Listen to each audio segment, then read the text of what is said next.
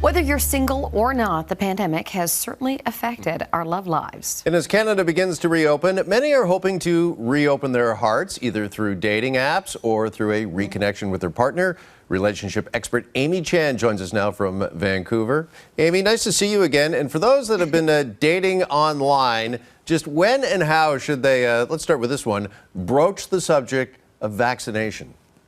Ooh, so the great news is a lot of the apps actually have a functionality where you can feature your COVID preferences.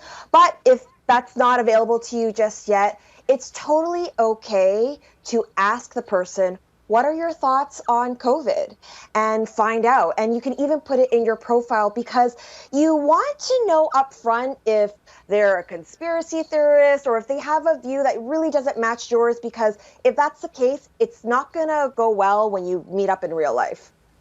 Okay, let's talk about meeting up in real life. Is there a foolproof way to take dating from virtual to IRL in real life? Yes.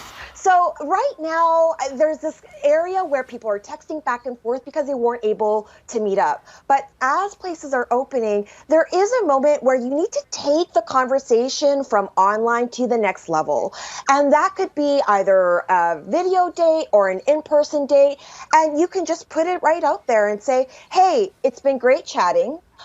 Would love to meet up. Here's my number if you'd like to. Leave it at that and see if they take the bait. You know, forget dating. I kind of feel that with the guests on our show. It's been great doing this virtual, but boy, I would love to see you in studio, in person, once again. All right, for relationships that started during the pandemic, do you think that they're going to reach maybe a new phase as things slowly begin to reopen? Yeah, and something for everyone to know about relationships is that there are two main stages in a relationship. There's passionate love, and then there's companionate love. Now, passionate love is when you're filled with those blissful chemicals like dopamine and feel-good chemicals. I call them the love drugs.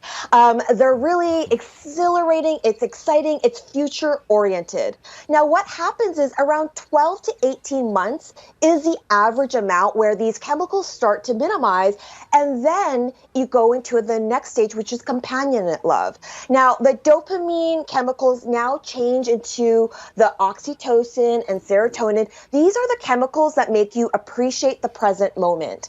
And so if you're not aware of this shift, you might think there's something wrong in my relationship, but that's definitely not true. It just means that the love drugs of new love has worn off, and you do need to put in more effort and be more intentional of creating passion and romance in the relationship.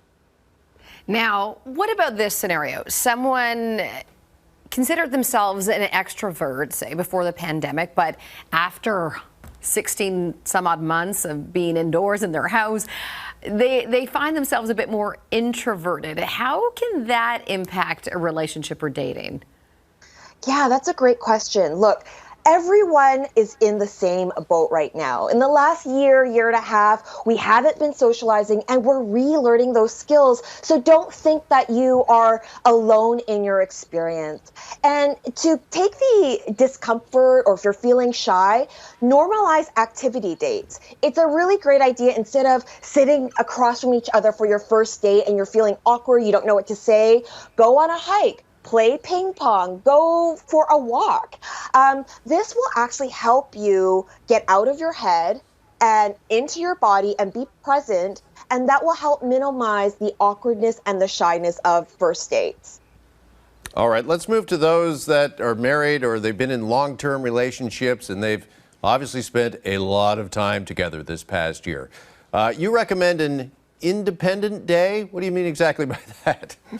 Yes. So I personally, with my partner, I do Independent Thursdays, and it's an intentional time we set every single week where we have space apart. And on this day, we eat alone, we do our own thing. I might binge Netflix, he might listen to podcasts, and we actually intentionally create space because desire and passion need oxygen to breathe. If you're just constantly in each other's spaces, you know everything about the person, it just takes away that mystery. And you need some mystery to fan the flame of romance. So have a set day of the week, Independent Thursdays, come apart, and then intentionally come together the next day. The next day might be a great day to have that date night. And you're actually excited to fill each other in on what happened on the day prior. Oh, the sound of a date. A date with my husband sounds great. Amy, relationship expert Amy Chan and author, thank you so much for joining us. That's Amy's book right there, Breakup Boot Camp. But we're not talking about breakups right now. We're talking about getting together. Getting together is today's segment. Thank you, Amy. Thank you.